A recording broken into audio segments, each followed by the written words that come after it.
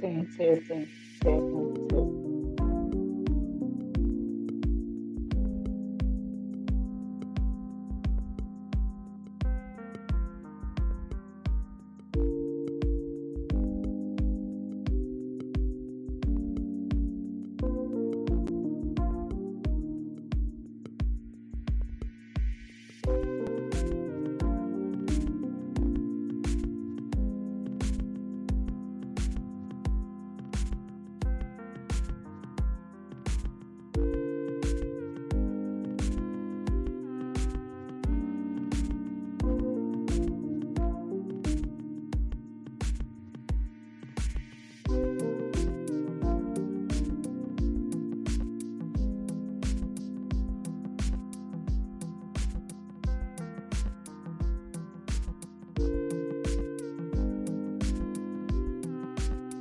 Testing, testing, testing.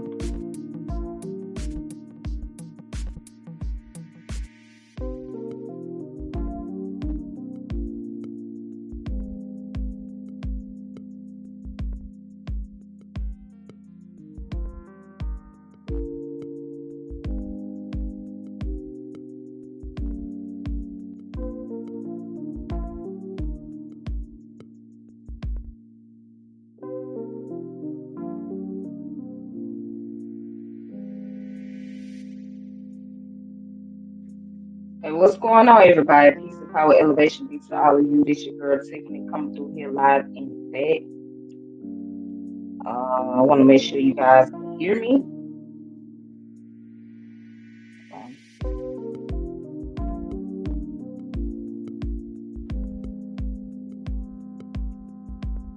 hey, I hope you guys can hear me.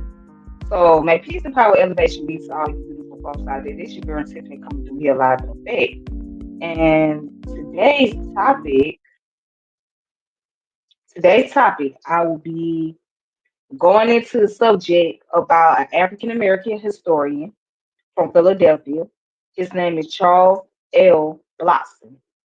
But before I get started, I want to make sure that my sound is clear because I'm doing it for my Bluetooth.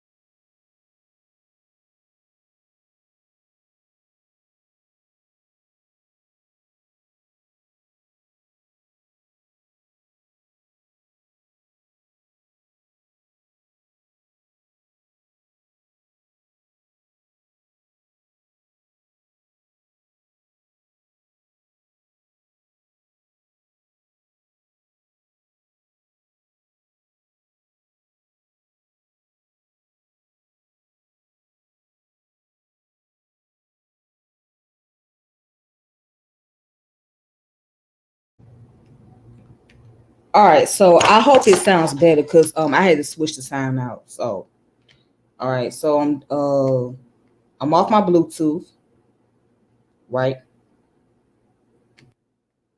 Okay, so I'm here. All right, so I'm gonna go ahead and go into the subject, but before I go there, I want to thank everybody that has subscribed to my channel, like my channel, share my channel, and shout out to my previous guest, brother Cujo. I appreciate him coming on here, giving me historical information. Now, I want to say this as I was looking into this information about Charles L. Blockson, right? A lot of things that stood out to me about him. Well, there were some things that stood out. For one, he not only a historian, but he's a bibliophile. And a bibliophile is someone who likes to have books around and keep all type of collect books basically. So he's a book collector like myself. So what you see behind me, I have a bookshelf over here, but that's just only parts of it. Then I got some books on the table. Some of them I checked out from the library, and then I have some more books in my little bins. So I just didn't want to go through it, take everything out. Okay. But anyways, he's a bibliophile. And as I mentioned, he's a historian.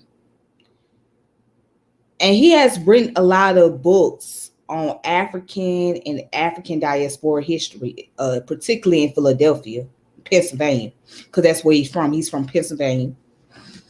All right. But it was a lot of things that I didn't know in the book. And like I said, this man is truly a historian by heart.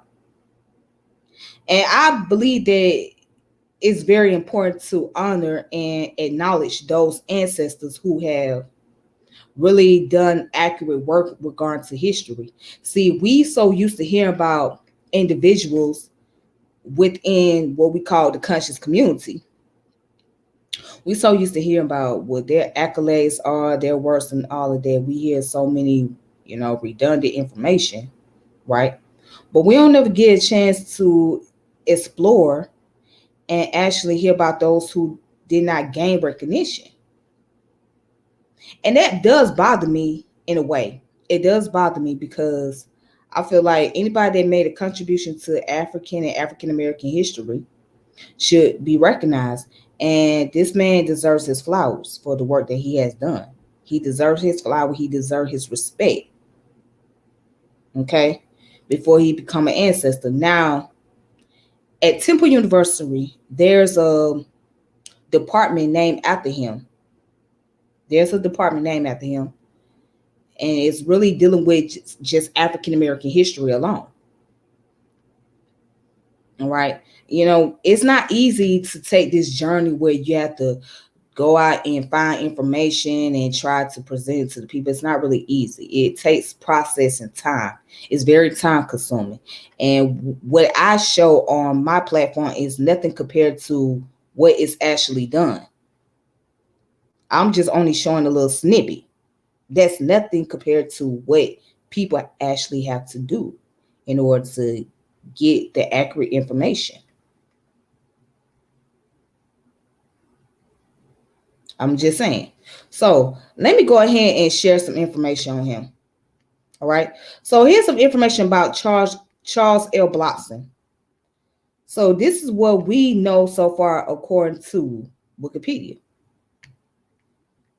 Now he's an American historian, author, bibliophile, collector of books, historical documents, arts, and other material related to the history and culture of African American, continental Africans, and the African diaspora throughout the rest of the world. He curated two university collections related to the study of African American history and culture: the Charles L. Blockson Collection of African American and the African Diaspora at Pennsylvania State University, and the Charles L. Blockson Afro American Collection at Temple University. So it says here he was born in Norristown, Pennsylvania on December 16, 1933. All right, he's the oldest of 8 children born to Charles and Annie Blockson.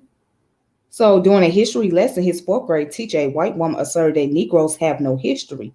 They were born to serve white people.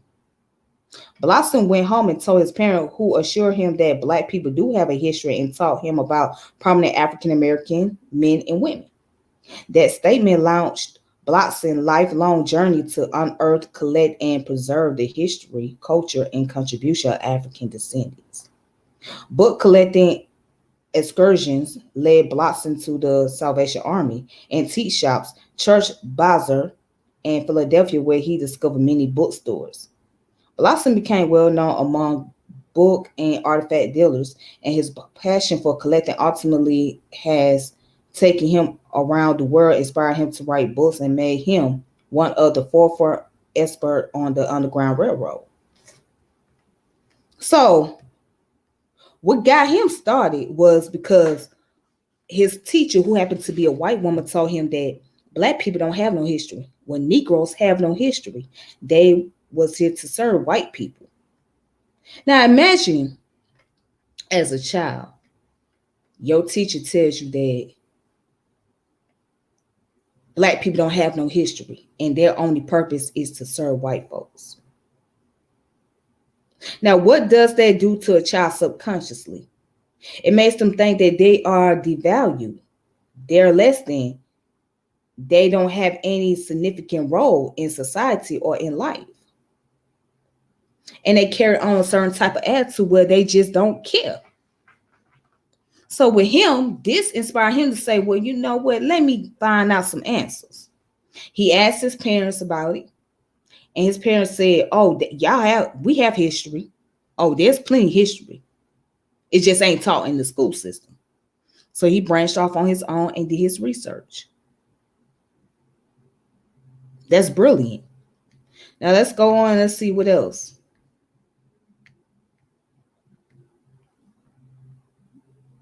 So he educated in Norristown area school district. Blockson excelled in athletics, including football and track and field.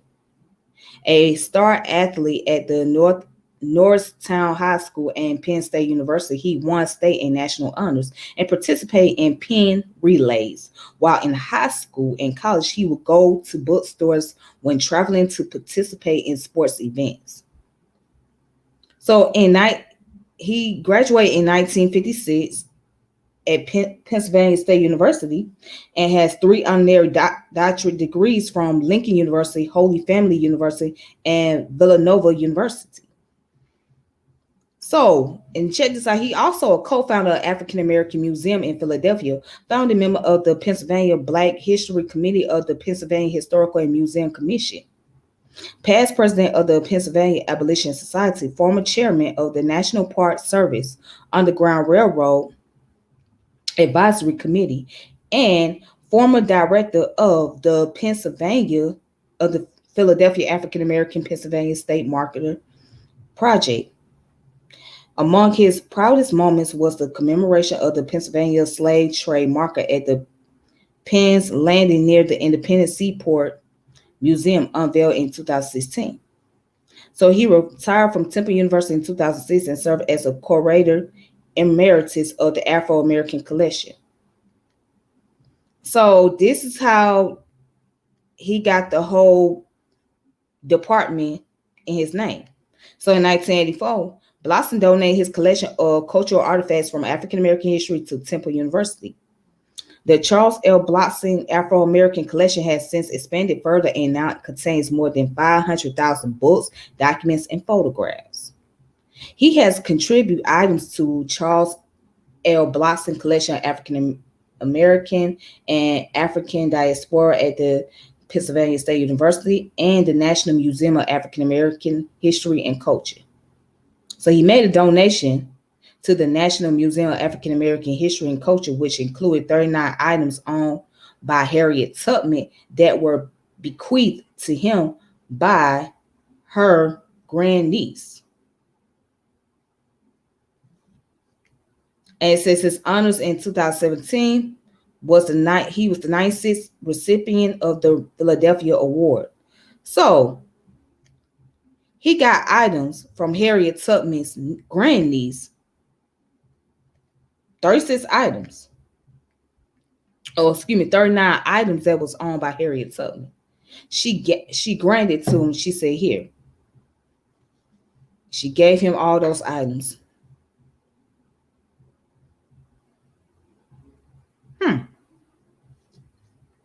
Now, that's magnificent. I mean, I find it very intriguing. This man has done tremendous work. So now I want to share the books that he has written. And then I want to share some things that I have seen in the book that I didn't even know about. Because remember, I'm a student in life. So I'm learning just like everybody else is learning. Okay. So what I'm going to do is I'm going to show you guys archive.org. Because see, I always go to this website. This is one of my favorite websites to go to. Now on archive.org, you can borrow books. You can look at books for an hour or borrow for 14 days. But the only thing is it's online. Okay. So now let me just let me go ahead and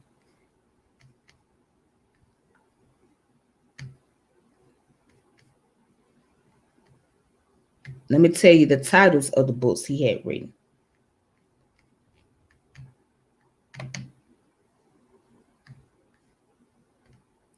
All right, so I'm right here on the website, right? And as you can see, he has written books called Black Genealogy, African American in Pennsylvania, The Underground Railroad, Pennsylvania Black History, uh, Hypocrene Guide to the Underground Railroad. And he wrote one about Paul Robeson. And this is his autobiography here, The Memoirs of an African American. So now, real quick, I want to click on this.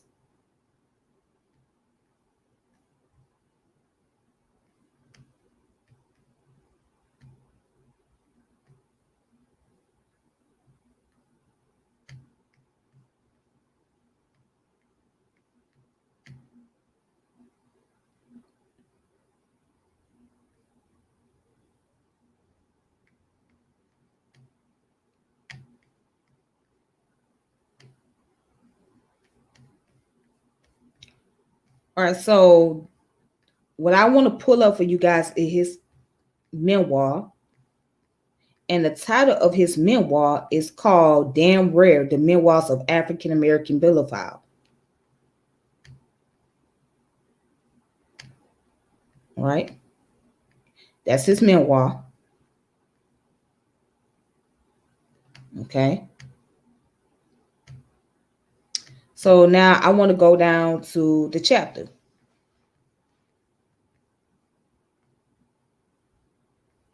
And he writes why he became a bibliophile.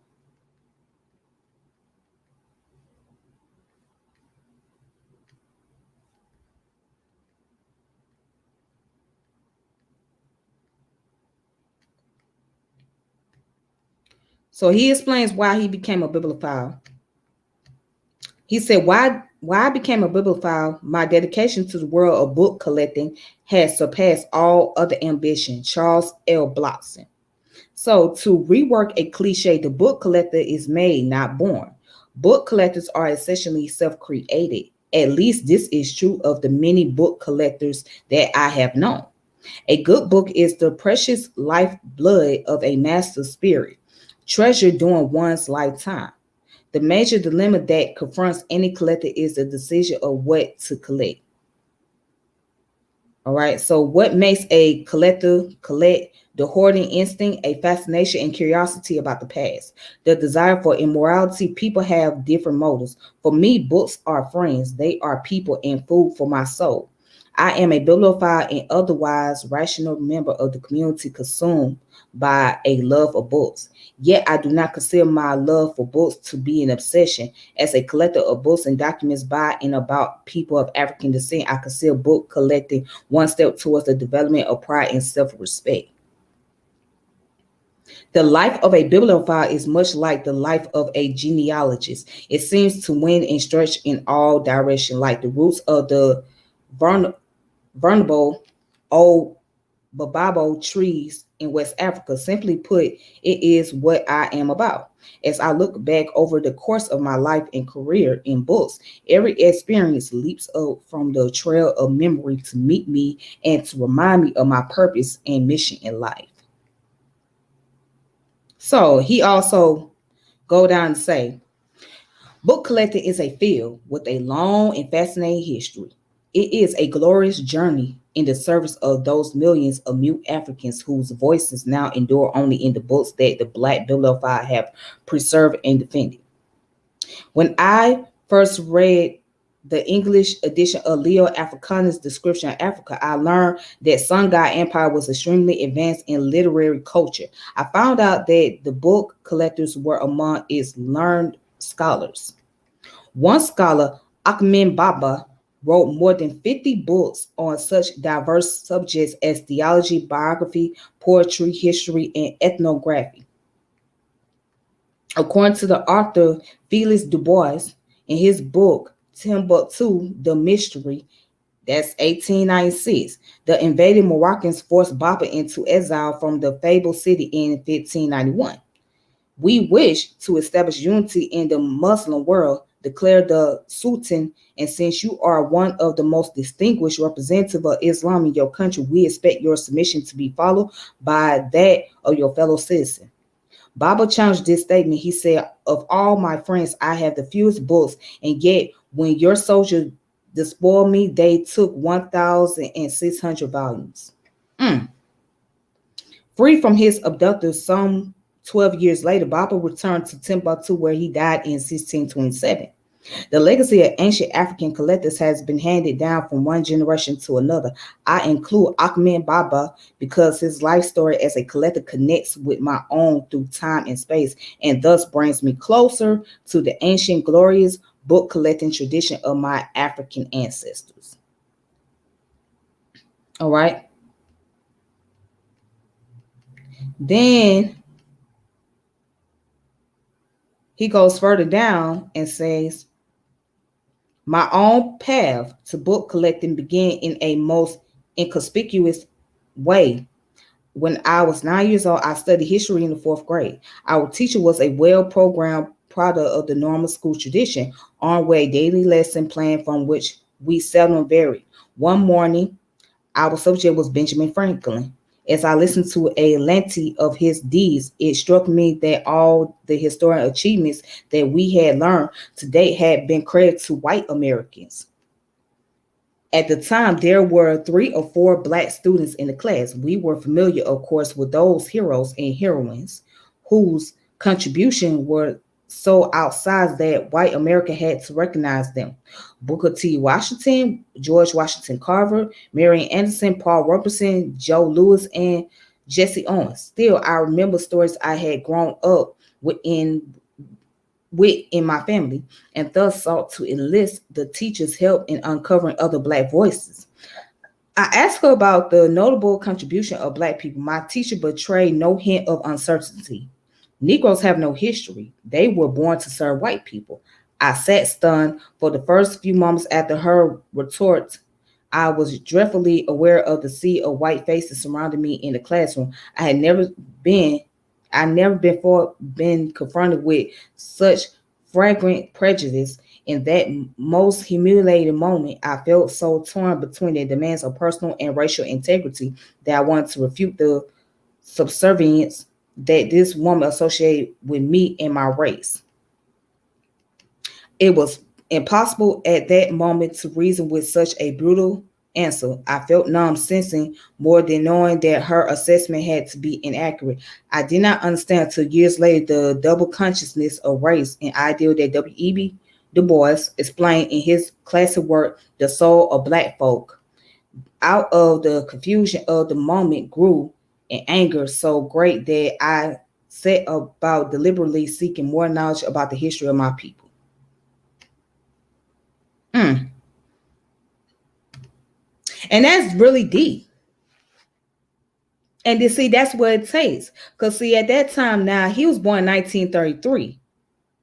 Okay. So that means if he was in the fourth grade, he had to be about 10 years old. That's 1943. He was dealing with racial prejudice. So we have always looked at white people history as being more accurate and being more broad than our history. And they always been looking at as the superheroes.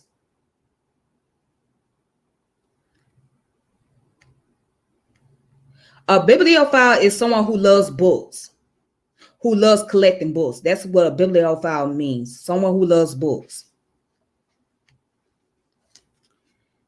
But anyways, we have always looked at white people as the epitome of history, of American history at that. They put themselves on a pedestal as if they are the greatest people of all time. Like they are the greatest people to invent everything, to make this country what it is. Even when I was in school, we didn't learn much about slavery because slavery was not really the subject. You only learned just a little bit, but not enough. The rest was about white Americans. You either heard about Christopher Columbus, Benjamin Franklin, George Washington, Thomas Jefferson.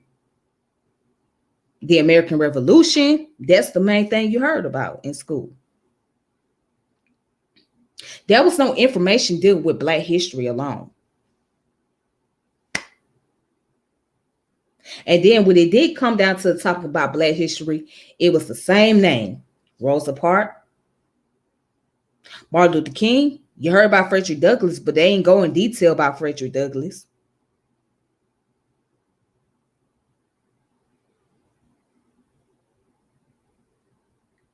Madam C.J. Walker. That was about it.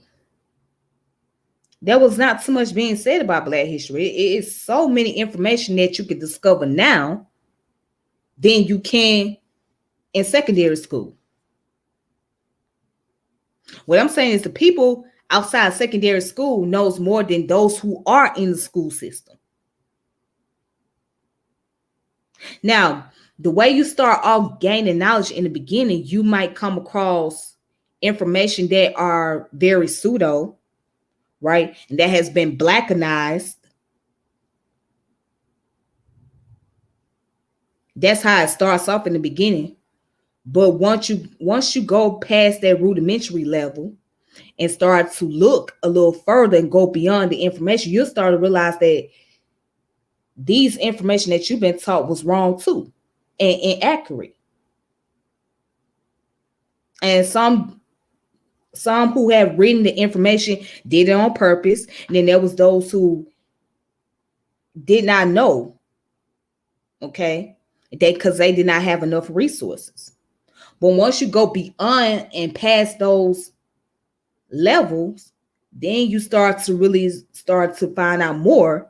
And then you find out there's more, and then there's more, and then there's more, and then there's more, and then there's more. And it's a long list of things that you do not know. And you still not going to find out every single thing in your lifetime. But let me go ahead and let me get back to this. So basically this book is dealing with his bibliography. I mean, not his bibliography, his autobiography. All right. So I just want to go ahead and show you guys that. Let me show you the title again.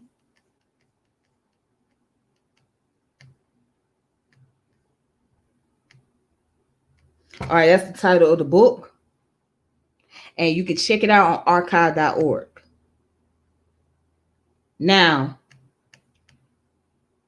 there is another book I want to present to you all. So, and this book had me really like doing some digging and find out some information.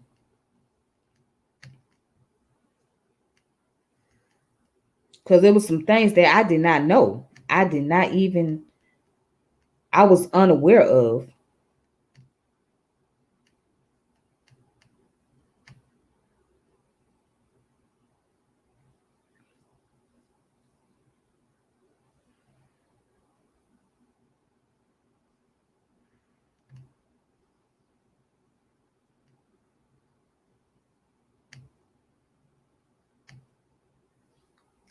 So now, in this book right here, I'll show you guys.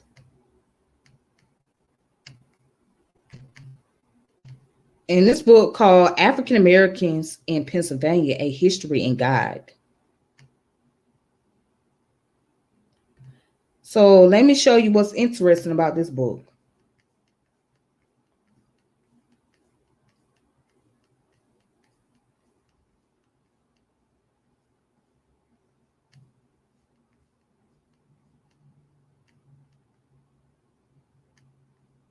So now right here, there's the introduction.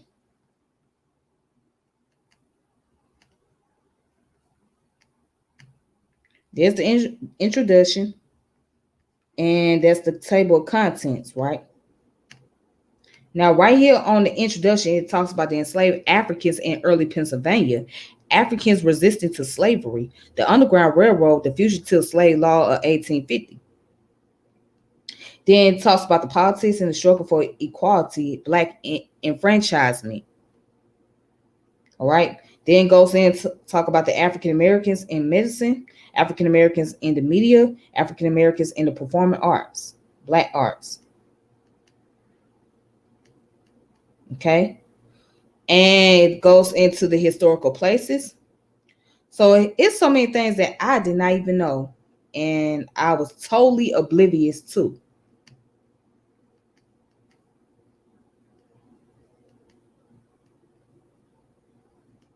So now let's look at what it talks about enslaved Africans in early Pennsylvania. I shared this on my Facebook post because I thought it was very informative. And I think a lot of people need to know. So I shared this on my post right here. Check this out. It says Pennsylvania has a long and interesting history of blacks or guineas, as they were sometimes called. This term applied to slaves taken from Guinea coast of Africa. Until this day, the name of Guinea Town, Guinea Hill, and Guinea Run still can be found throughout Pennsylvania.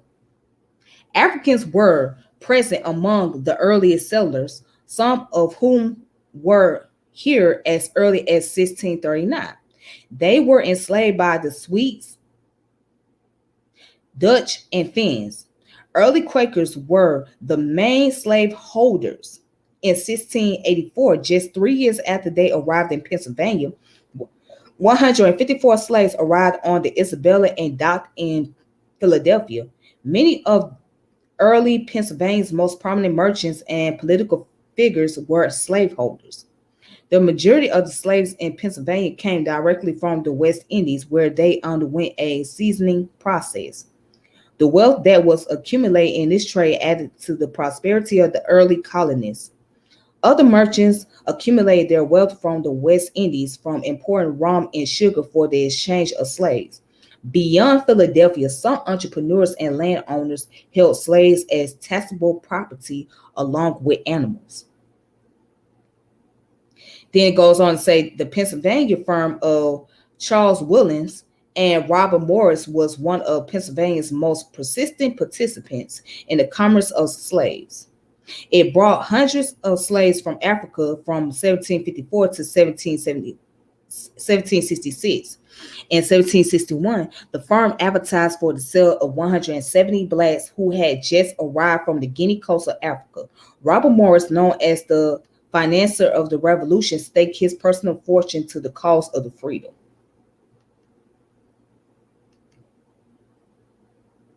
And it goes on to say in the counties of York, Lancaster, and Dauphin, the prominent revolutionary family of Captain Archibald McAllister owned more slaves than any other in central Pennsylvania counties.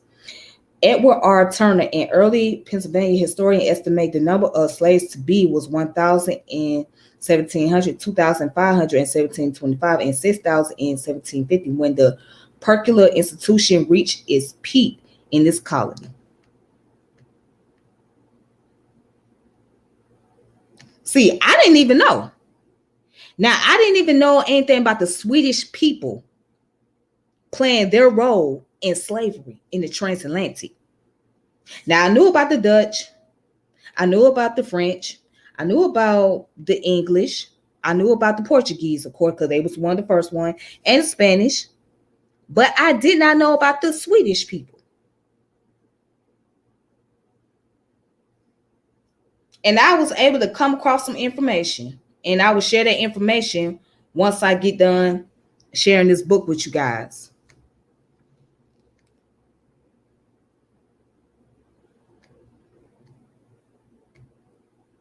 It is a lot in the book. It's a lot of information in this book. This is why I say that this man must get his flower. He got to have his flower because this is a lot of work. These are years of historical information, years of research. So this man deserves his flower. Just like everybody else got their flower, he deserves it. He should be one of the top historians. He's supposed to be one of the top historians. One of the top. Peace, Yaya. How you doing?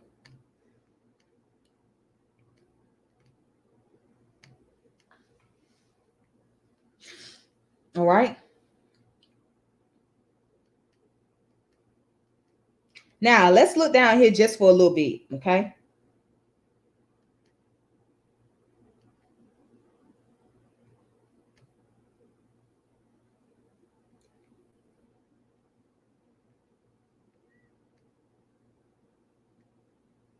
All right. So he goes on to say, as strange as it may seem, slaves were sold from an auction block that once stood on Water Street in the city of brotherly love. Throughout colonial Pennsylvania, African Americans were often viewed as subhuman, mankind's lowest species. Early on, white thought slavery was a shame and an outrage and attempted to do something about it. As early as 1688, Francis Daniel Pastoris, a Quaker lawyer and religious leader, drafted his famous protest against slavery for the Friends Monthly Meeting in Germantown, a village not far from Philadelphia. The Germantown protest was the first of a number of voices raised in Pennsylvania. It was followed by the writings of George Keith, John Woolman, Benjamin Lay, Anthony Benezet, George Sandiford, Thomas Paine, and others. Slavery did not gain a foothold in the southwestern region of the state until much later. That area made up of Westmoreland, Washington, Fayette, and Greene County was claimed by Virginia until the boundary was settled in 1785. Wow. Wow. This is wow. Wow. I see. I didn't even know that. I didn't know that these county, the area that made up the county areas, right, were claimed by Virginia. See, it's amazing how much you learn in history. Look, now let's go over here. It says the Declaration of Independence had noble words on equality for all men, but neither it nor the American Revolution was destined to bring freedom to African Americans. It was just at the beginning of this revolution that the Pennsylvania Society for Promoting the Abolition of Slavery for the Relief of Free Negroes Unlawfully Held in Bondage and for Improving the African Race was founded in 1775 at Philadelphia, later to become known as the Pennsylvania Abolition Society. It continued to spend the largest part of its income on education.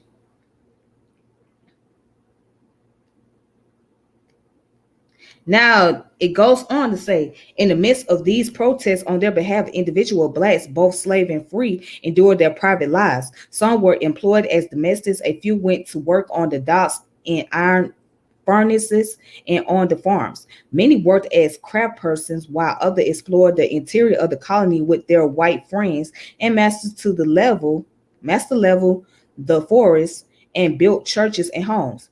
In the Perkiomen Valley, where area of Montgomery County, and in some areas of Burke County, blacks were conversing with whites in German. Okay, so I see why they got a German town because it was a lot of German people that lived over there. Okay. Mm. So Germantown was named because of the fact that the German people settled over there in the area.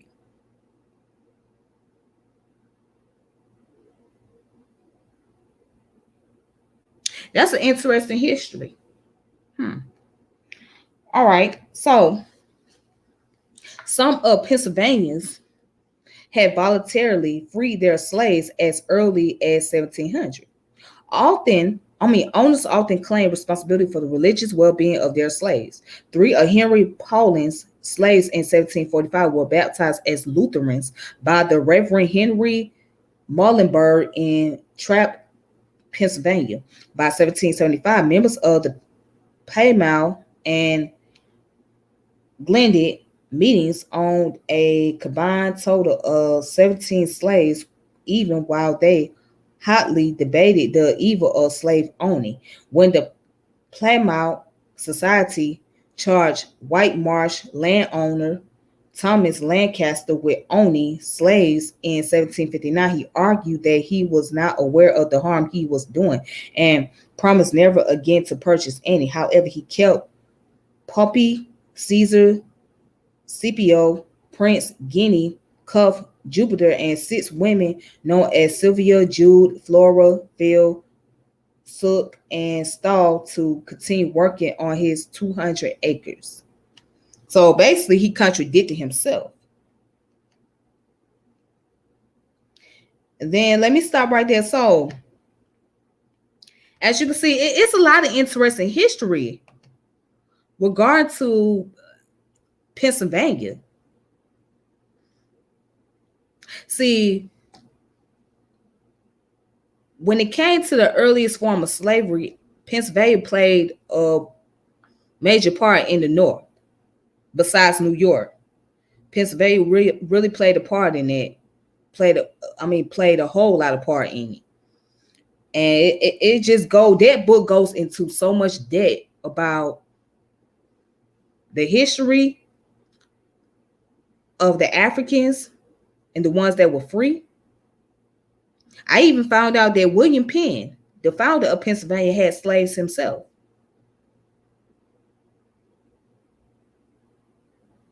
But I'm gonna go into that. But let's look down real fast where it says African resistance to slavery.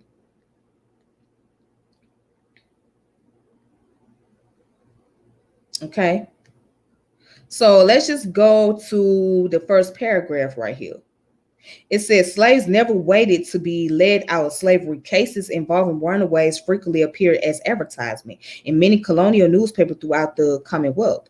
Ran away from Austin Paris of Philadelphia, founder on 22nd day of this instant, a Negro boy called Bedford or Ducko, aged about 16 or 17 years, speaks very good English, wears a dark brown color coat and jacket, pair of white fuchsia breeches, a gray milled hat or cap with red border, a pair of New York stockings with a pair of brown worsted under them or in his pockets. Whoever brings him to his said master or informs him of him so that he may be secure shall be satisfied for their pains by me, Austin Paris.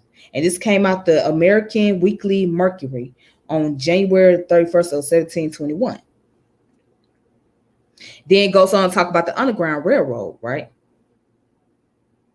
So here it is. Pennsylvania was regarded as a land of freedom for slaves who risked escape. Concerned white joined blacks in a secret fugitive slave network to assist runaways either to remain in Pennsylvania or continue north to Canada.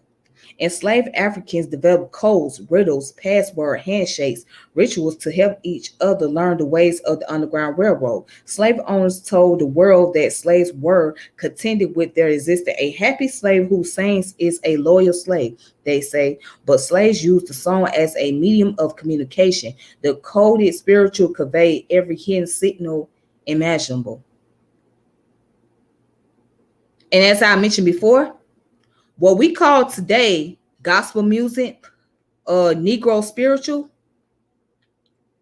that was the code of communication. Like that song by, how's the song called? Let My People Go. That was a code of communication. And then there was a song called Tell It on the Mountains. I don't know the exact title of the song, but I know it starts, go and tell it on the mountain to let my people go. All right. So, and then also the song Wade in the Water. That was a code. Those were coded songs. Those were communication. They could not openly say, hey, let's go over here and let's go to the woods and get away from the master. No, they couldn't do it like that. They had to sing it in songs. So that way they can trick the master and have him thinking that they're just singing just to keep themselves busy. when they really was not singing just to keep themselves busy. They were trying to find a way to get up out of the plantation. And so the Underground Railroad was not an actual railroad. It was actually a pathway. It was a pathway they used. So it was a pathway to get to Pennsylvania, to get to New Jersey, New York area, get to the what is it called? The Appalachian Mountains, and get to Canada. That's all it was. It was a pathway. It was a secret um it was a secret belt line. That's all it was, a secret belt line. Let's see something. Piece to Centavo. So Centavo put, if they didn't have slaves, they most likely wanted some. Oh yeah. Oh yeah, most likely they did. That's what, yes. And only revolts in politics made sure of freedoms for enslaved Africans. Of course. Because either one way, if they weren't going to get it through politics, they were going to get it through. If they weren't going to get it through politics, let me tell you how they was going to get it. They was going to get it through. They was going to get it through revolts. And Aristotle says the best. What did he say? Poverty. Poverty is the crime. It's the mother of crime and revolution. So for them, they was looking for a revolution because they was in poverty. And they was being owned. They wanted to get away. They didn't want to be there in the first place. They did not want to be there in the first place. So they had to figure out, well, how are we going to get away from this?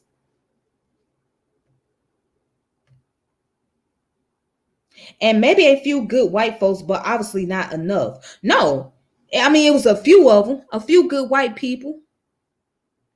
But nah, it wasn't enough.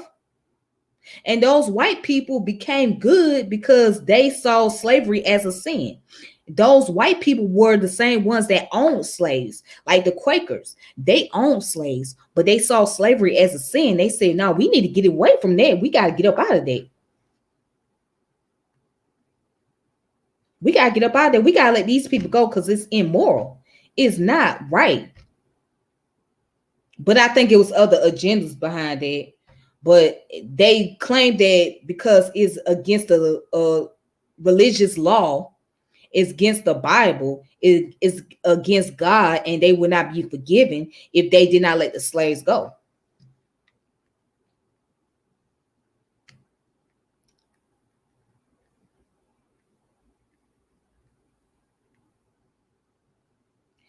And peace to Brother Vinyasa. Thank you for coming through. Thank you, Brother Vinyasa. All right, so let me see who else I see on the chat. Big Cree Money. What's up, Big Cree Money? Thank you, Brother Norman. All right, so let me go ahead and present some more information. So that's the title of that book, right?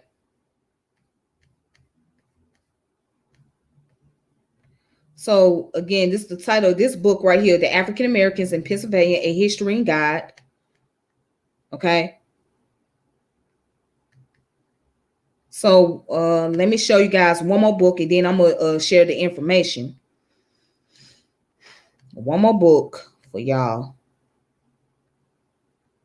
I know y'all get overwhelmed by the fact that I'm sharing a lot of books, but here's the thing you have to understand. That's what it takes to do research. That's what it takes to do research.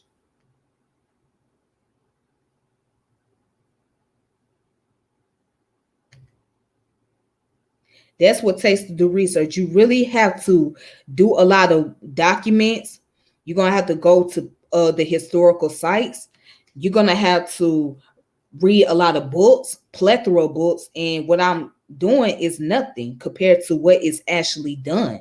This is nothing. This is just a little snippet of what I'm doing because of the fact that it will be very time consuming and it will take a lot of digging to do, but this is just a little bit of idea, a general idea of what it's like to actually go and find information.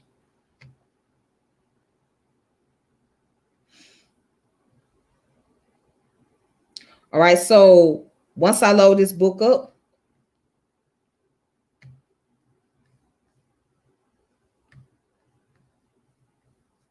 this book right here,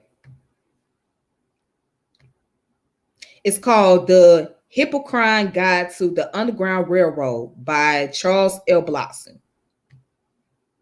All right, so in this book,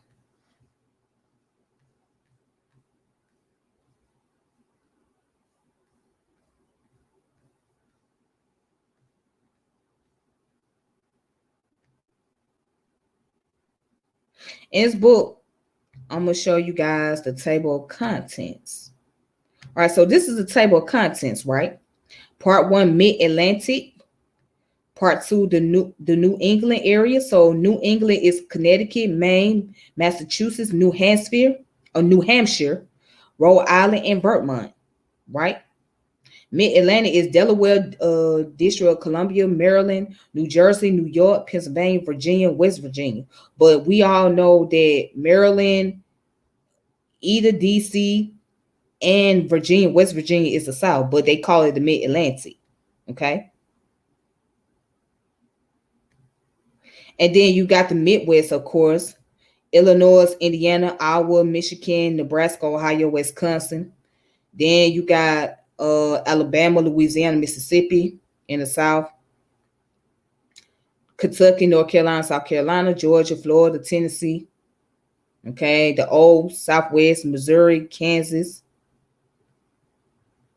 And it goes on and on and on.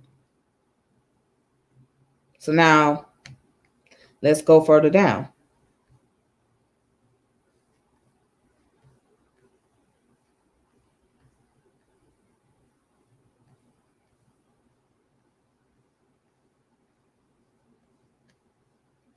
So right here,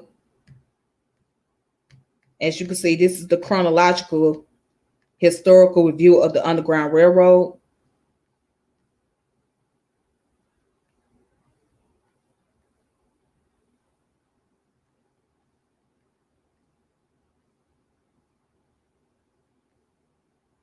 All right, so it goes in and talk about Delaware. So Mother African Union Protestant Church. That's in Wilmington, Delaware. All right. So it goes in about that, but we focusing on Pennsylvania right now. So let's go down and see what they talking about for Pennsylvania.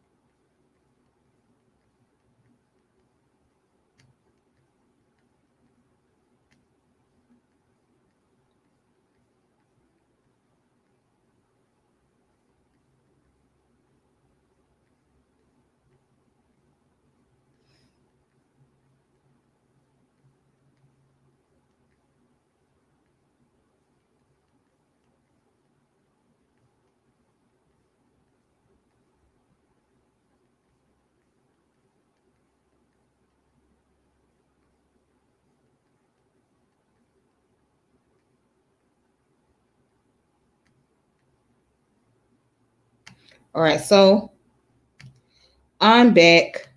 Okay. All right, so right here, Downingtown, Pennsylvania, Zebulon Thomas Home, right? So Zebulon Thomas Home, now the downtown public library, was a station on the Liberty line. It was constructed of fieldstones from local quarries in 1800. Thomas also owned a house across the road on Old Lancaster Pike, built a connecting tunnel so he could transport escapees between the houses. As a girl boarding school in the 1840s, his home was the site of an attempted kidnapping of a black slave woman by slave hunters and the successful kidnapping of a young black girl. So it has the address on here. Okay.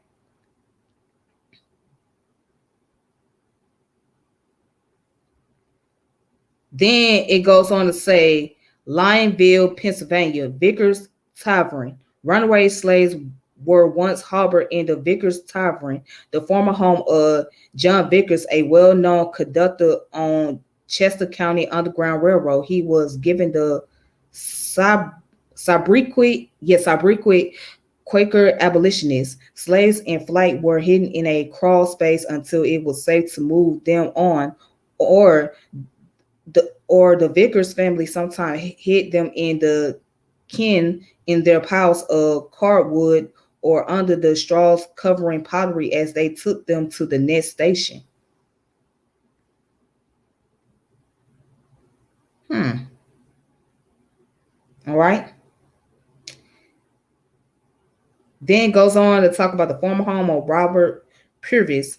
Born free in Charleston, South Carolina, of wealthy parents, Purvis was sent at an early age to Pennsylvania or Philadelphia while attending Amherst College in Massachusetts. He met William Lloyd Garrison, whose speeches and writing influenced Purvis to devote his life to the liberation of African Americans. Although he was fair enough to pass for white, Purvis lived as an African American. And this is Robert Purvis right here. Okay, this is him. So he was fair enough to pass for white. Purvis lived as an African American. When the Pennsylvania legislature enacted a law in 1838 to deprive African Americans the right to vote, he published the appeal for 40,000 citizens threatened with disenfranchisement to the people of Pennsylvania. He was a charter member of the Pennsylvania Anti-Slavery Society, president of the Philadelphia Underground Railroad, and served on the Pennsylvania Vigilance Committee. So while living in his mother's home at 9th and Lombard Street, he used the house as a major station in the underground. This house contained a secret room in the basement reached by a trapdoor for emergency concealment. Purvis kept a record of the fugitives he aided. However, he later was forced to destroy the records for the safety of his family. Wow. Upon moving to Byberry in Bucks County, he again used his home and farm as a station. When the Fugitive Slave Law of 1850 was enacted, the mild-mannered Purvis declared at the annual meeting of the Pennsylvania Anti-Slavery Society held at West Chester on October 17, 1850, should any wench ever enter my dwelling in any pale-faced specter among ye to execute this law on me or mine, I'll seek his life. I'll shed his blood. Wow. So Robert Purvis was about that life. Robert Purvis was about that life. He said, let me translate what he was basically saying. Let one of you suckers come up in my damn house. Y'all come up in my house with that bullshit if you want. So I got something for your ass. I will smoke all y'all motherfuckers. That's basically what Purvis was saying. Robert Purvis was like, I'm not with that shit. So if they thinking they gonna come into my house because I got a station where I'm making sure that the slaves are safe and secured, right, while they go through the Underground Railroad, and these crackers think they're gonna come up in my house and try me on some lame shit and think they gonna run shit, they got another thought coming. I'm gonna shed their fucking blood. I'm gonna shed blood on their asses. I'm gonna mop the floor with their blood. I'm gonna baptize them in their own blood. That's basically what he was saying. I mean, he was getting gangster. Wait a minute, hold on. Let me read that one more time. See, y'all don't understand. This man went gangster with it. He said, should any wretch enter my dwelling, any pale-faced spectre among ye to execute this law on me or mine, I'll seek his life. I'll shed his blood. And he was referring to the Fugitive Slave Law of 1850. So he was talking about the Fugitive Slave Law that they were trying to put, that was enacted. Okay. And he was saying at the Pennsylvania Anti-Slavery Society at West Chester on October 17th, that's when he gave that speech. He said, should any wretch enter my dwelling. Any pale-faced spectre among ye to execute this law on me or mine, I'll seek his life. I'll shed his blood. It don't get no gangster than that. I mean, you say I ain't playing with you. See, if that ain't gangster, here is a free man from South Carolina. A free man. If it don't get no gangster than that, if it don't get no gangster than that, then I don't know what to tell you. All right, so that's the last book I wanted to share with y'all. Okay. So again, this is from The Underground Railroad by Charleston L. Blockson. All right. He was on that love life, how it goes, love life loyalty. That what he was on, love life loyalty, not on liberty, not on yeah. But his thing, how it goes in, oh my god, how the Crips say, they say love life loyalty. I think that's how I forgot how the Crips say it though. It's either the Crips or the Bloods. They say love, life, loyalty, or something like that. But that was his thing. He was on it. He was like, man, I'm sticking to the code. This the code right here. You know what I'm saying? I stick to the code. I stick to my people, man. Y'all, nah, man. We ain't going out like that, boy. I mean, just because I might look like I can pass up for white doesn't mean that you gonna fuck over me. Oh boy, that's gangster. He showed this, stood on principle. He said he stood on principle of live in liberty to and freedom for all is what it sounds like to me. That's what he stood on. But in, in our hood terminology, especially those that's in the street, like the gang, like they say love, life, loyalty. If maybe I'm saying it wrong, but that's how it goes. Basically, they stay on code. Like we say, we stay on code.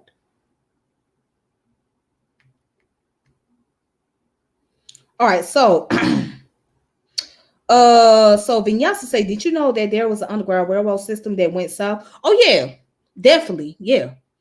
As a matter of fact, in Atlanta, there was a place called the Underground, and the Underground was named after the Underground Railroad because I believe the Underground Railroad made a pathway past what is now Atlanta, what in Georgia, all the way down to the further part of the South. So yeah, but it was a place called the Underground at one point. The Underground Station, that's what it's called. I mean, it's still around, but it's no stores there, so it's closed, but the building itself is still around. So it's like if you go downtown Atlanta, you will see it looks like an actual underground. But that's what it was. And it was very popular back in the day too, man. I remember we used to love going to the underground as kids. It was very popular. Yep. Yep, before the one we know of that goes north. Yep. And it even went into what is now Oklahoma. I believe it.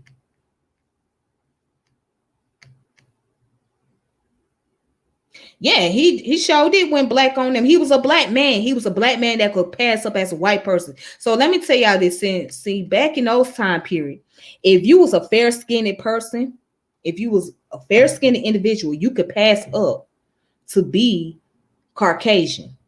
They would accept you into the Caucasian community because you was lighter enough. Okay, he said, remember there was a different power. If you could reach Spanish territory, it could mean freedom from British.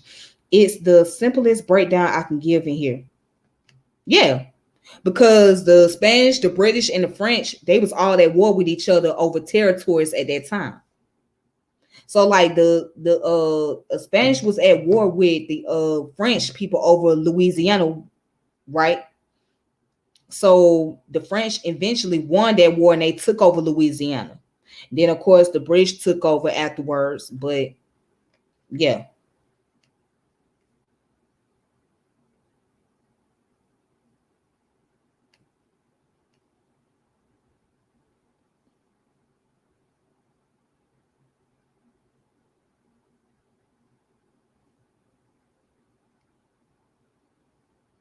Okay.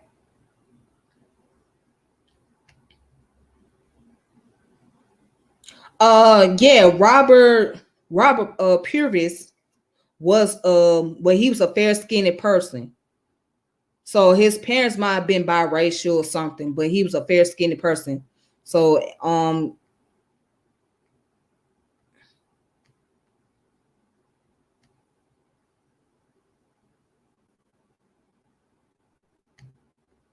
yeah, but yeah, so I'm looking forward to that. I'm looking forward to you doing a video about the all black town in Oklahoma. So hopefully one day I can come across there. Maybe I can get you on here and you could talk about it. You're welcome. All right, so let me go ahead and share some information. So I got some sources that I want to share with y'all. So here's the sources that's dealing with Pennsylvania. So I'm gonna go on the Encyclopedia of Greater Philadelphia, right?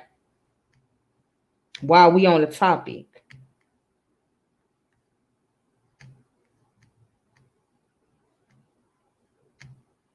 Hope you guys can see that. Okay. So now watch this. It says slavery and the slave trade were central to the history of 18th and 19th century.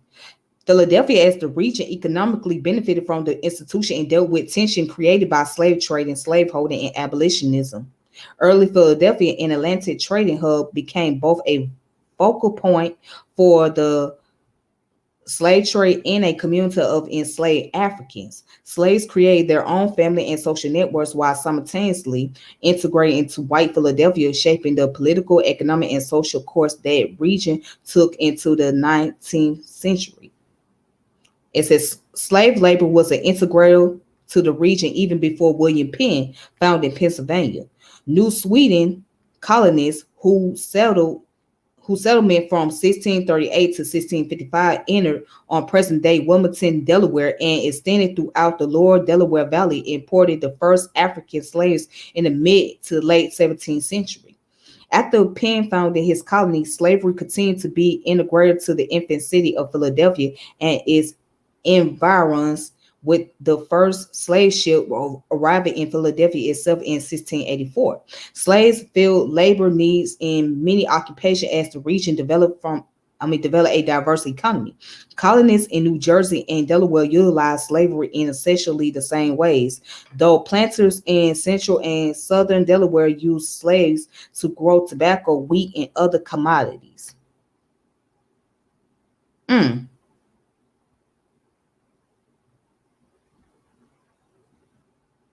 mm. I mean, now check this out though. So it talks about the presence of indentured servants in the colonial period, create a hybrid labor system in which the region's indentured white laborers, free wage laborers, and slave worked alongside each other. The system created flexibility for meeting labor needs as labor costs and supplies fluctuated throughout the colonial period. Masters routinely hired out their slaves, which further added to the labor system flexibility and the region impact of slavery. The hiring out system allows slaves to move throughout the region on long and short term contracts to various masters. So it talks about Native Americans were occasionally among the enslaved until at least the middle of the 18th century, but most enslaved people were Africans or African descendants.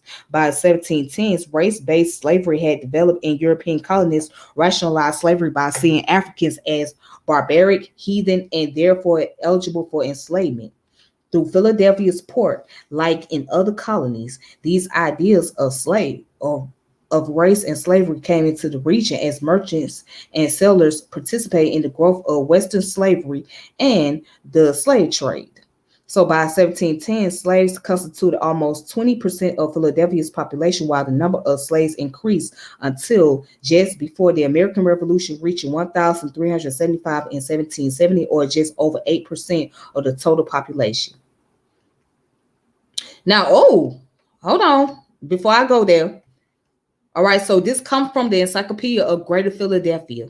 Okay. So each state and each city has its own encyclopedia website. All right. So it says most came from Caribbean. Remember, hold on. Remember when I said this a long time ago? I said that for those of you that had watched my previous videos, I said that we are not only a descendant of those that came directly from Africa, right? Because 5% of slaves came directly from Africa, but most of them came from the Caribbeans, which not only they came from the Caribbean, but they also a descendant of those who were what? Africans. But check this out. It's ironic because I said this. Now check this out. Most came from the Caribbean, right? Hold on. Yeah, most came from the Caribbean. The slave trade represented a major part of the Philadelphia region's relationship to the Atlantic world. The networks formed by trade, migration, and political association between Europe, Africa, and the Americas. Slave ships outfitted in Philadelphia traveled to the West African coast to trade for slaves, though the majority of slaves who entered the region did not come from Africa directly.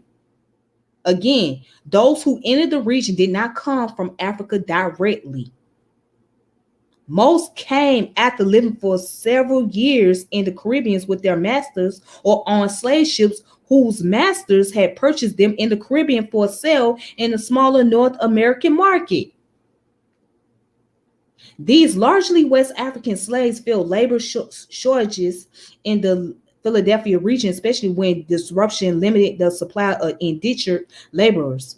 For example, when the 7 Years' War interrupted the flow of indentured laborers, the Philadelphia region imported almost 1,300 slaves in a 9-year period, including many directly from Africa. By 1767, 15% of Philadelphia households owned slaves. However, the slave trade to the region largely ended when Philadelphia levied a high duty on imported slaves in 1773 in response to fears of slave revolt, as well as calls to end the most horrid part of the institution of slavery. Most other colonies had also begun to limit or prohibited the slave trade by the beginning of the Revolution for similar reasons, including New Jersey, Delaware. A trend of continued when all but South Carolina and Georgia banned the trade in the aftermath of the Revolution. And I went over that. I did a video about the act prohibition of importation of slaves in 1807.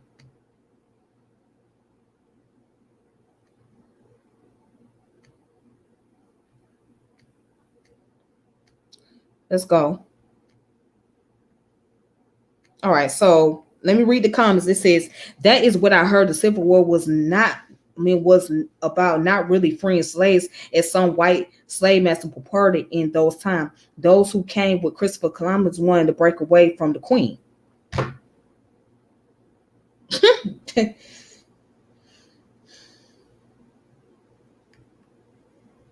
And that led to civil war amongst the slave masters for independent rule over the United States. What? There you go.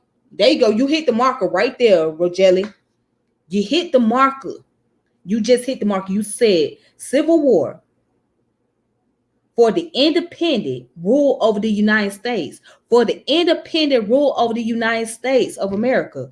Because the northern part was considered as United States and the southern part was the Confederate States of America. And so they was competing of who was going to control the entire in the entire area. Who was going to control that? The Northerns or the South or the Southern people? The Northerns wanted control. The Southerns wanted control of the economics. Right? And what happened? They clashed. But eventually they had no choice but to unite.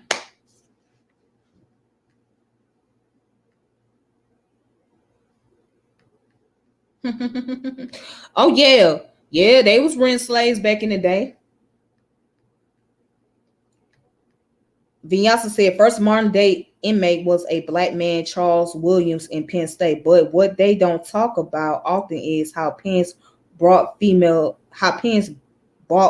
slaves. I can believe that. And kept even their children in the penitentiary as well, often for life. So basically, these kids were born and died in prison as slaves. Mm-hmm. Bazalis are the Africans who were pure-blooded African with no knowledge of the Christian or Islamic world. That's important to know. All right, so I'm glad that you told me about that. As a matter of fact, I'm gonna look that up. Cause see, I didn't know anything about it, but I'm glad that you told me about it. I'm glad you told me about that. I'm gonna go ahead and look that up.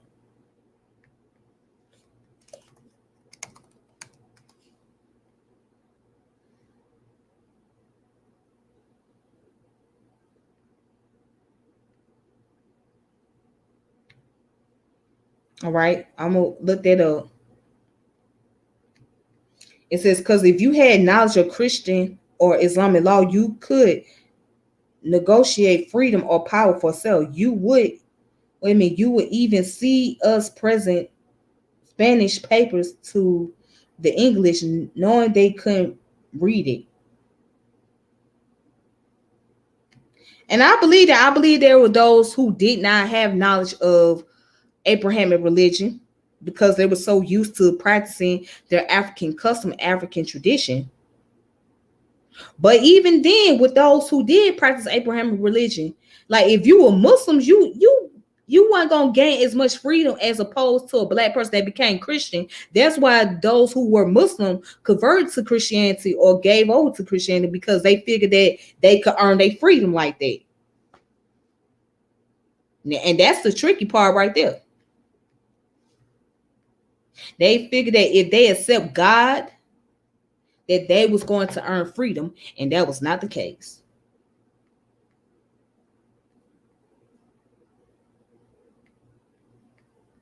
All right, so enough of that. Now let's go into the history about who was William Penn, because a lot of people don't know who William Penn is, right?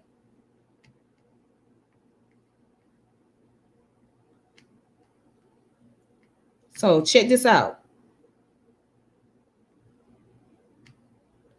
According to this website, explorepennsylvaniahistory.com. So it says, on March the 4th, 1681, King Charles II of England granted William Penn a New World colony as payment for a debt of £16,000 the king owed to Penn's father, a deceased admiral in the British Navy. It was a shrewd move on the part of Charles. By giving Penn a colony in America, he managed to pay off an outstanding debt and at the same time rid his country of Quakers. Oh, so as we can see here, King Charles II didn't like Quakers. He wanted the Quakers gone. Like, get your asses on. Like, here, okay, I owe you some debt to what happened to your father. All right, now here, you can get you some land over there in this little colony, in this place, in the New World. But on the low key, he was saying, I want y'all Quakers to get the fuck up out of here. Y'all got to go. We don't want y'all Quakers up in here. So what you see is the battle between religions, ideology. You see the battle between Christians, what we call today denominations. The battle. You had the battle between the Lutherans, the Puritans, the Quakers, those who practice the Roman Catholic religion. They were battling with each other. They had disagreements. They were at odds. That's why these denominations come about today, because they all pretty much stem from Catholicism, which is the main branch of Christianity. And many people did not agree with Catholicism. So they said, all right, we're going to start our own. We're going to start the Sebastian movement, the Protestants. We're going to become Puritans. We're going to become Lutherans. We're going to become Quakers, we're going to become apostolics. We're going to become all of that.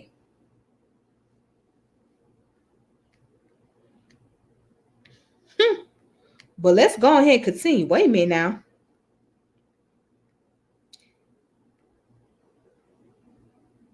He said a religious sect that constantly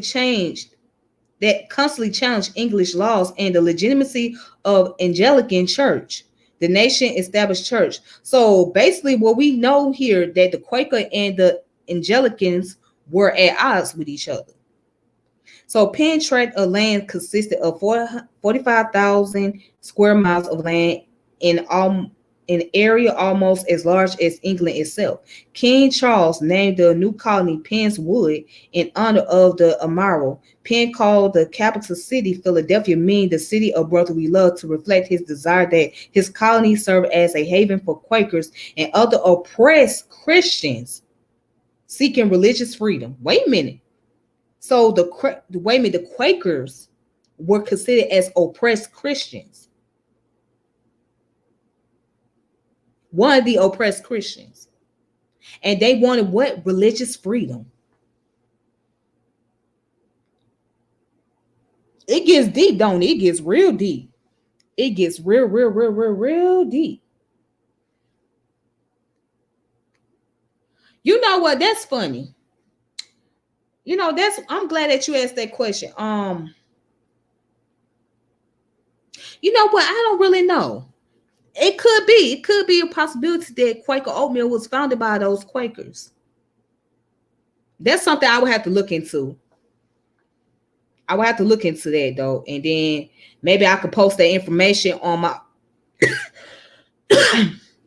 maybe I'll post that information on my community page. So I'm gonna look into that the origin of the Quaker oatmeal, and then I will post that on my community page. So I don't know, but that's a good question though.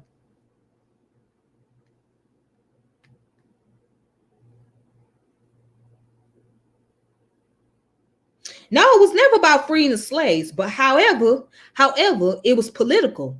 They had to free the slave because, and let me talk about this before I continue.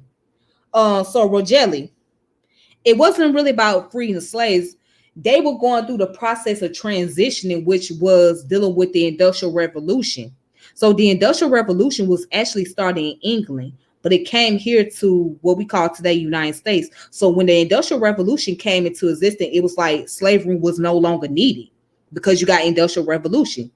You got technological advances. You got machinery that can do more work. You don't really need people out there, picking cotton or going into the tobacco field or whatever. You ain't got to have the or doing copper work or whatever. You ain't got to worry about none of that because you got the industry going. You got technological advances. That was the beginning of technological advances, as we know of, right? So you don't have to have all that hard labor work. Why have that when you can be able to have machines and people just work on machines and it'll do the work? All you gotta do is just put your foot on the pedal or put an object through the machine or whatever the case may be.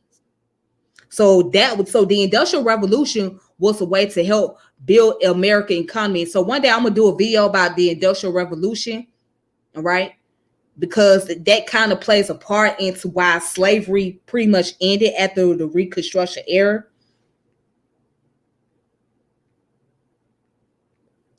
Hello, Cujo. How you doing, brother Cujo?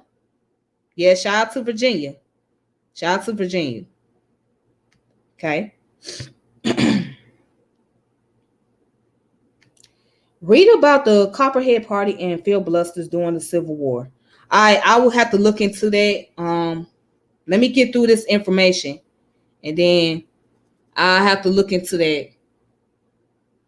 As a matter of fact, I'm gonna look up Copperhead Party. Okay. So let me remind myself of that. Let me put a note down. Y'all coming through. I see y'all coming through in the chat. All right.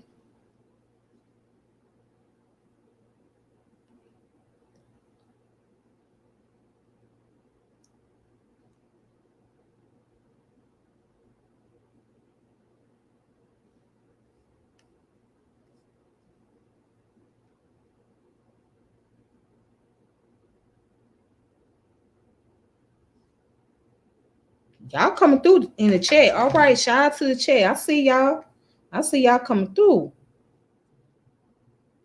I see y'all coming through. All right, all right, all right, all right. And he put, I think Benjamin Lay was Barbados Quaker who started pushing for freedom for us. Mm. Okay, so Brother Cujo, I'm talking about Charles L. Blockson, who was an African American historian and a bibliophile that's from Pennsylvania. He did a lot of research on African American history in Pennsylvania, but he also did research about Black history in general. Okay, and he has a book collection, and he has his own department in at Temple University and Penn State University as well. So that's what the topic is about. But what I'm doing is going over the information about slavery in Pennsylvania, and I'm just sharing some stuff, some historical background. So right now, what I'm discussing is William Penn, the founder of Pennsylvania, and also the founder of Philadelphia. Okay, so just to give you a general idea. Yes, sir. Just to give you an idea. So, anyways, let me get back to this. All right. So I'm not going to really read all of it, but just to give the idea, the context of what was going on, why of how Pennsylvania came into existence, how Philadelphia came into existence. So remember, um, slaves was already in that area prior to William Penn founding Pennsylvania. Slaves was already in that area. There was slavery going on. And so when he founded, slavery continued on to be a part of the economy to help build up these states.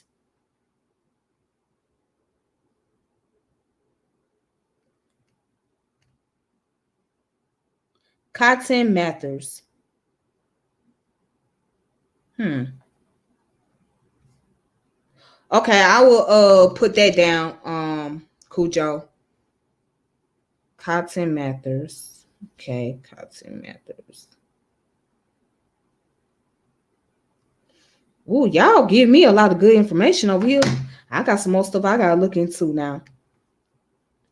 But yeah, let me go ahead and go through this source real quick. All right. So as you can see, it says Penn guaranteed the settler of his new plantation freedom of religious worship.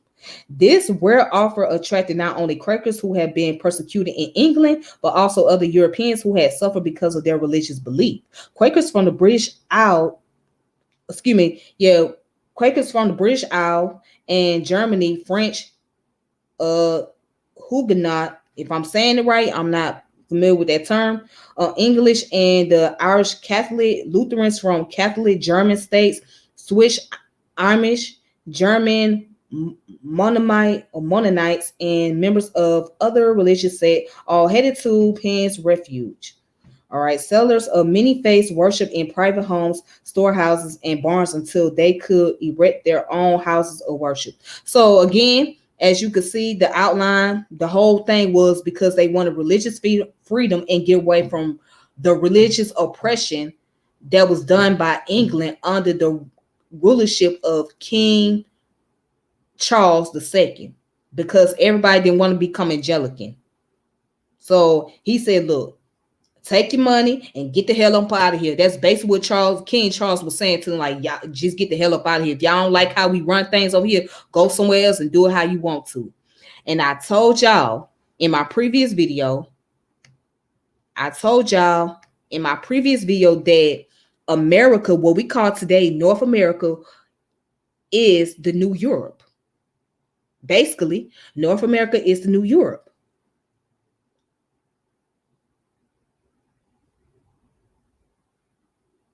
And Canada will be like the new France. New France / New England. Because part of Canada, they speak French, and the other part of it, they speak English. But North America itself will be the new Europe. New Europe. And then Mexico will be the new Spanish. So all of that combined together, all the North America is New Europe. Basically, it's New Europe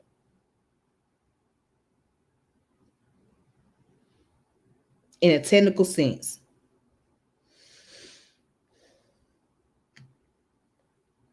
Okay, Quaker who introduced inculation. All right, I'll make sure I keep that in mind. Thank you for putting that out there. I'll make sure I keep that in mind.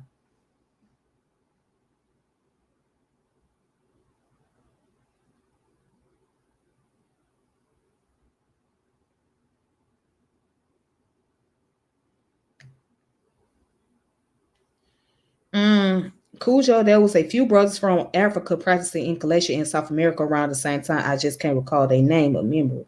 But the brother felt he fell in doing it because the kids didn't get sick, which is actually a good thing. So actually, he went through the process of falsifying his invention, his work. He went through the process of falsifying and then come to find out that the kids didn't end up getting sick from it. So that was the proof. So he did what we call today falsibility. He did falsibility and he was able to prove himself that, hey, wow, the kids did not, they did the totally opposite of what I thought. That was his whole attitude. That's the opposite. So, but that's a good thing. Oh, yeah. Yeah, it is an African thing. You know, it is. I agree. Because the Africans was one of the first to do it.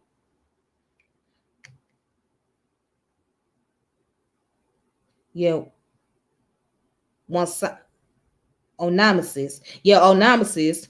Yes, Onamasis does get the credit for that. Yeah, now that's why I remember Onamasis. All right.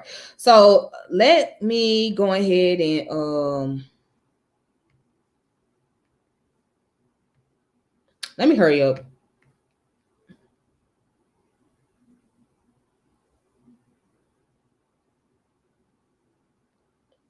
All right. So again, Penn also extended the principle of religious toleration to the Dutch, Swedes, Finns, Lenape, and other indigenous people who already inhabited the land he acquired. To him, they all were an integral part of his holy experiment. For Penn, Indian and European settlers working together regardless of their faith would glorify the Almighty.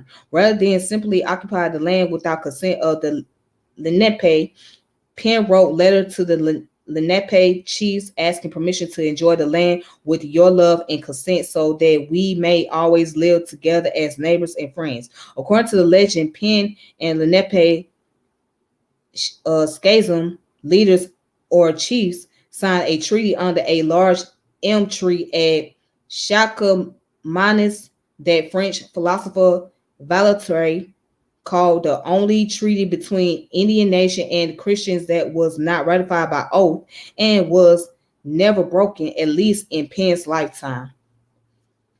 All right, so you guys get the gist of it. If you guys want to read more of that, you can look it up on the explorerpahistory.com. If you guys want to look up more information. So basically the whole idea, the whole thing is William Penn getting this land because he wanted religious freedom. That's all.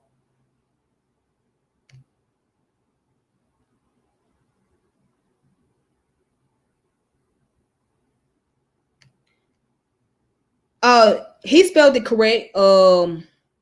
He spelled it correct, Cujo. Yeah, it's spelled it with O. Yeah, it's spelled with the O instead of the U.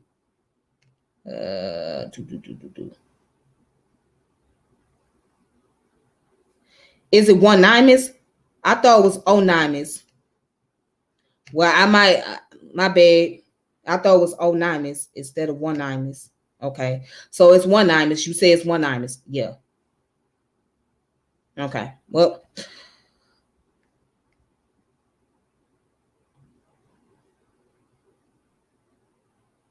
all right.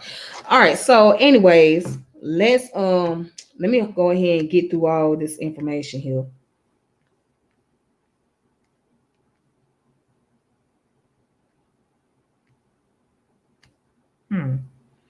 All right, give me a second, you guys, because I'm trying to see what else I want to share.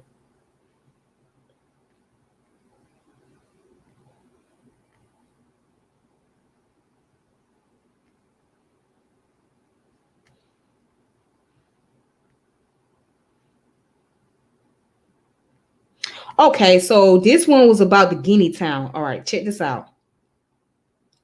Check it out. Check it out. So right here, I got it.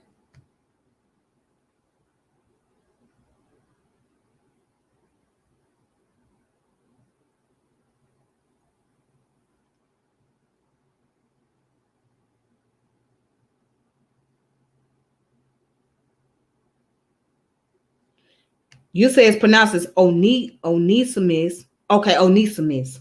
Onesimus. All right. Onesimus. I see you. Okay. Let's go ahead. Let's put up this information here. So real fast. So it talks about the first purchasers, right? So let me go down to where it says the area in which they settled. No.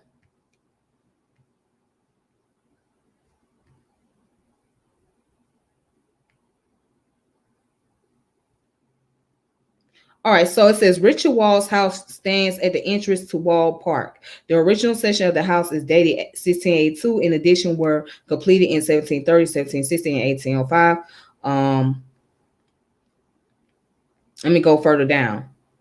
So it says Humphrey Maury was another significant first purchaser. He was heavily involved in politics and served as the new mayor of Philadelphia between 1691 and 1701. His only surviving son, Richard, inherited this land, granted in addition to other land that was acquired by Humphrey Maury. So Richard Maury was one of the first Americans to free his slaves and distribute land to them. So the area in which they settled, which was one of the first African American settlements in the country, became known as Guinea Town because many of the slaves had originally come from Guinea. Later, the area would become known as Edge Hill, named after the Revolutionary War battle that was fought nearby in Alberton Township. Most recently, it has been considered as part of the Glenside district. So that's how the name Guinea Town came into existence. So because there were mostly African people that came from Guinea. Okay. So it's mostly African people that came from Guinea. So that's how the name Guinea Town came into existence. All right.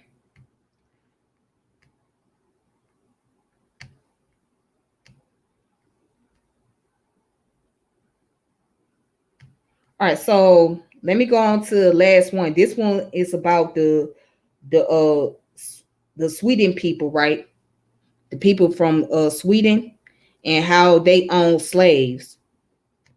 So I want to go ahead and get to this last source and then I want to close it out.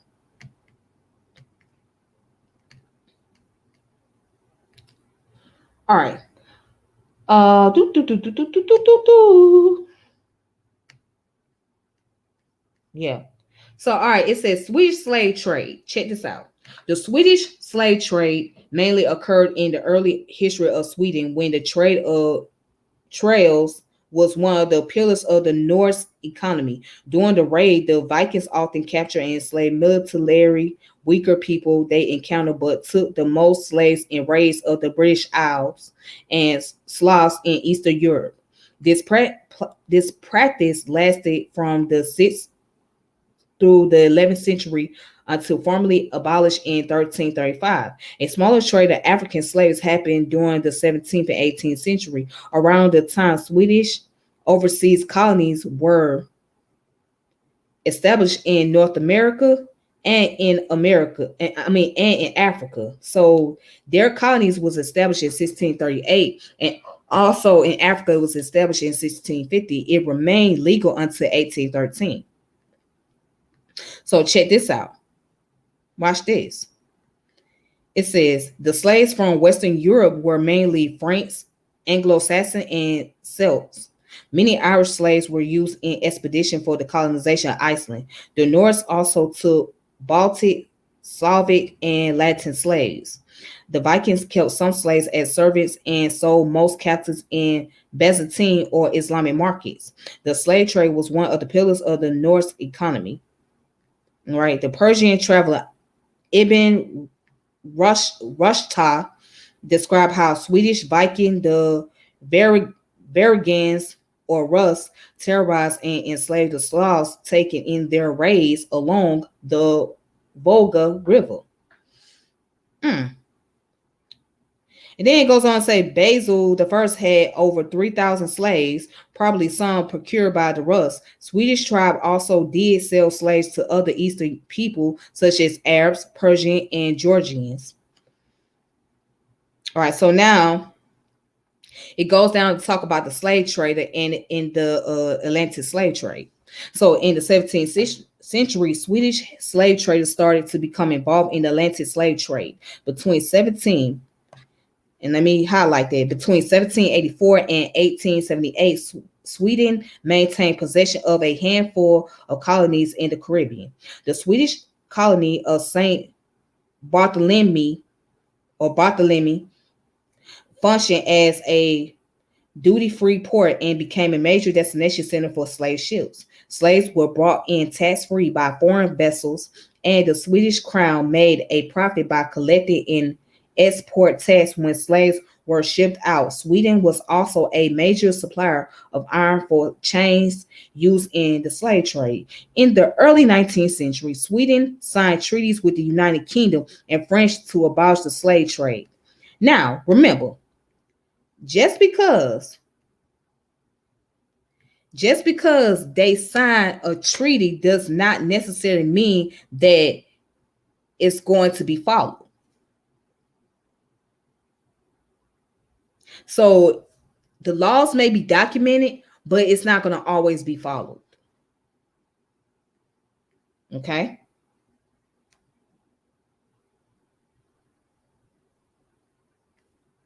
It's not going to be followed, period. Check this out.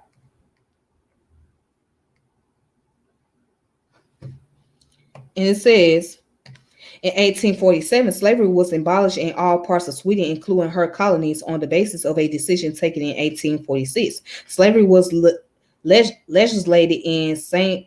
Bartholomew under the ordinance concerning the police of slaves and free colored people, dated on July 30th of 1787, original in French dated June 30 of 1787.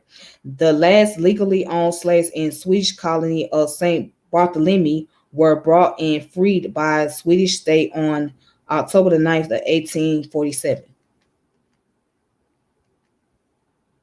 All right, so it goes on and it says this, watch this. Trading station in Africa, right? Hold on.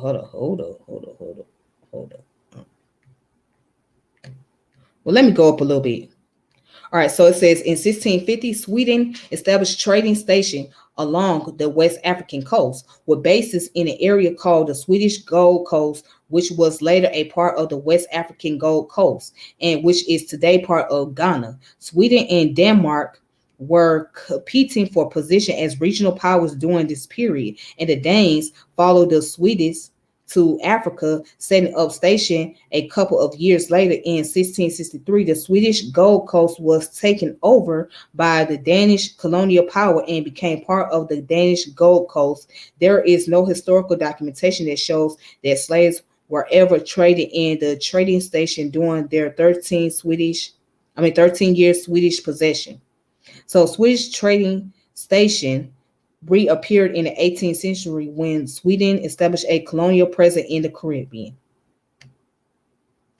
Then it goes on to talk about slavery in Barbary Coast. There were over 1,500 Swedish slaves in the Barbary Coast. Many would never see their homeland again. The Turks also frequently castrated their slaves.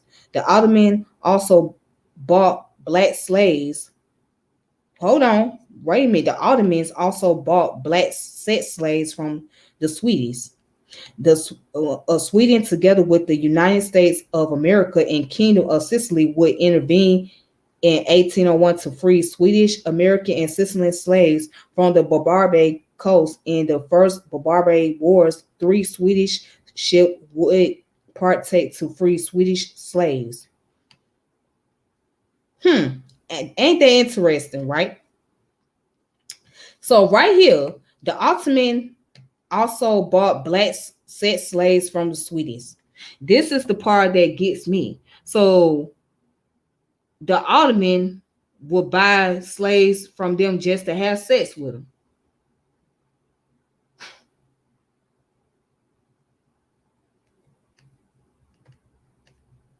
I mean, you never know. See, I say this all the time. I say this all the time. I say this all the time.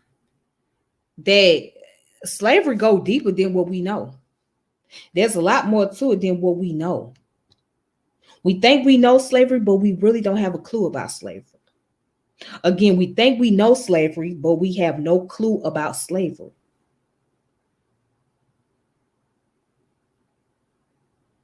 We think we know slavery, but we don't have a clue. It's so much information that goes into it.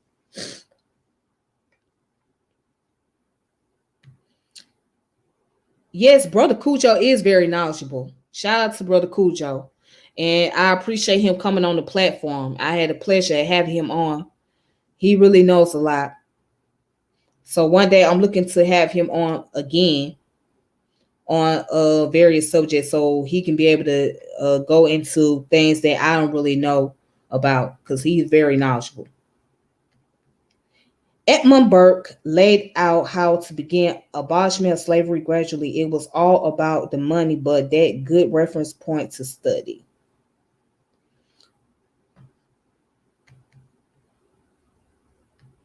Let me look up who you're talking about.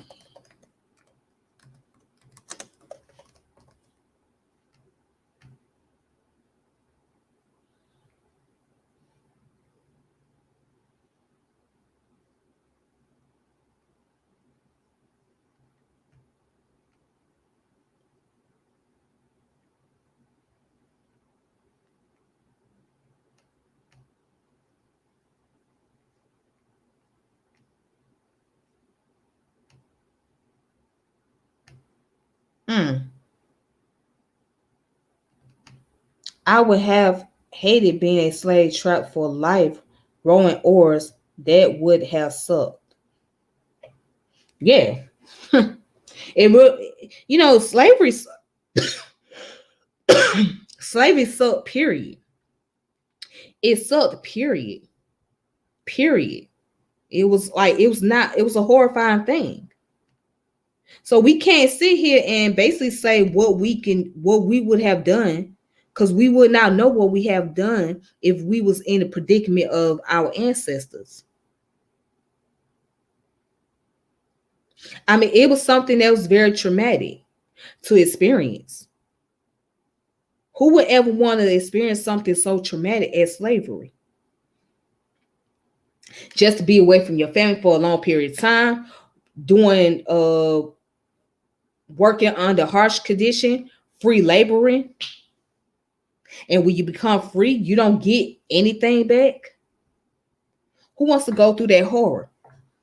Slavery is horrific altogether, period, point blank. It's just horrific. It's not something that anybody want to experience. All right, so with that being said, you guys, that's that information that I have for you all. So I appreciate you all for coming on here. I really thank you guys. Shout out to the chat, everybody that's in the chat area. Shout out to everyone that came through, giving commentary, sharing information.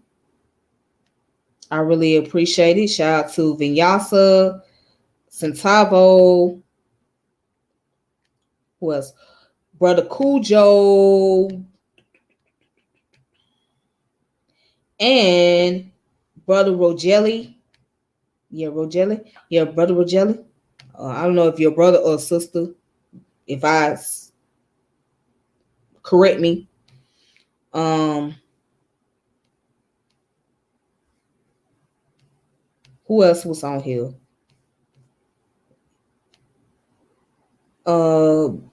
Big Cree Money, Norman, Yaya. Thank y'all for coming through. I'm guilty of saying this because I believe it to be true. A king is merely the slave of a great responsibility. But the man who handles his responsibility shall be labeled a great king. Mm.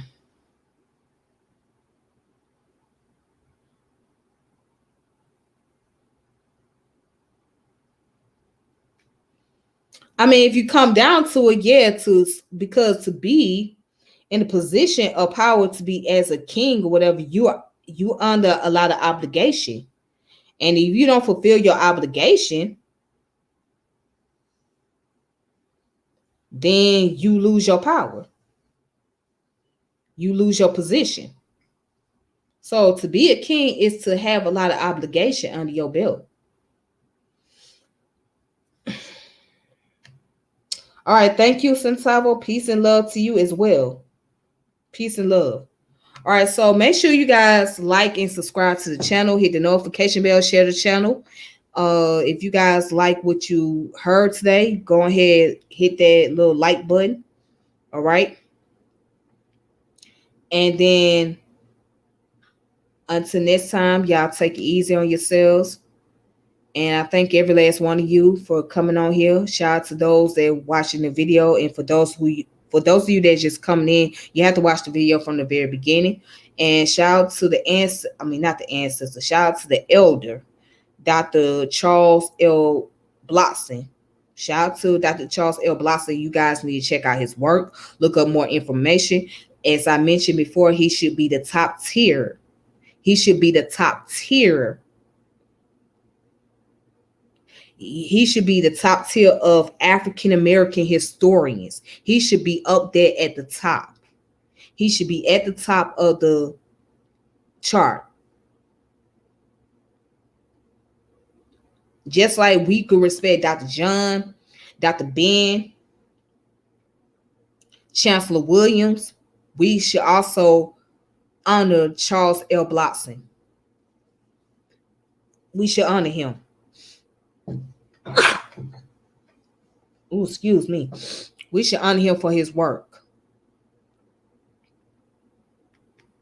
Not to mention, you got to protect the people, feed them, and be accountable for everything. Hence, a slave for responsibility. Absolutely. That's what it takes. If you're going to be in a position of power, you have to fulfill your obligation. You have to fulfill your obligation. Or else the people will turn on you, period. All right. So anyways, y'all take it easy on yourselves. Y'all be safe. Peace and power, elevation be to all of you. This your girl, Tiffany, and I'm logging out. All right. Thank you.